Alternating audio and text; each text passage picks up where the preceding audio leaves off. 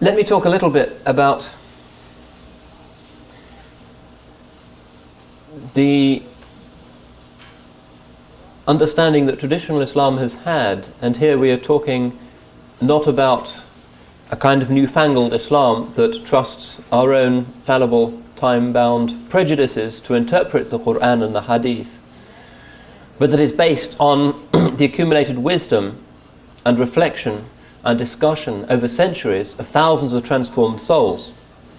And everything I'm going to say in these sessions is based on the expectation that we recognize that the ulama know the Quran and the Sunnah better than we do.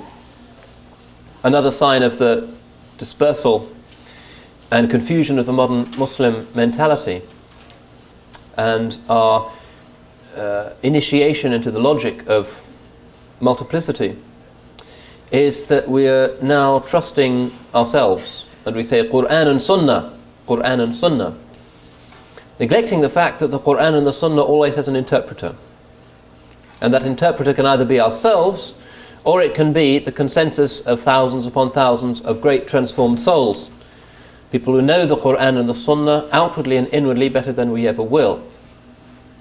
So I would say that it is a form of implicit shirk to say, I'm going to bypass the tradition and go directly to the sources, Quran and Sunnah, because it is to set up one's own judgment as being superior to the judgment of all of those others, which is an absurdity. It's probably the greatest, most pernicious error in the modern ummah to say, well, 100,000 Shafi'i ulama might have come to this position, and I'm not really going to trouble myself to read all of the thousands of books through which this position was negotiated and arrived at. I'm going to say I know better. That really is a form of pharaonic arrogance.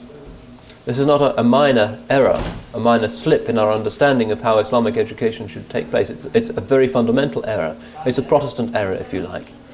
The idea that our personal consciences are so refined and so pure that we can understand the scriptures better than earlier generations, whole armies of great purified souls. It's an absurdity.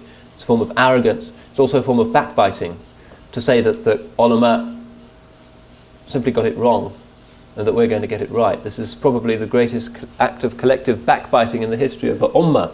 We should be eating the dead flesh of deceased ulama, saying that they got it wrong.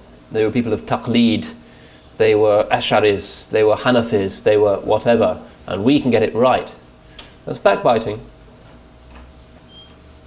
So what I'm going to say is going to be based on the certainty that our minds are infinitely more fallible than the minds of past generations of great ulama.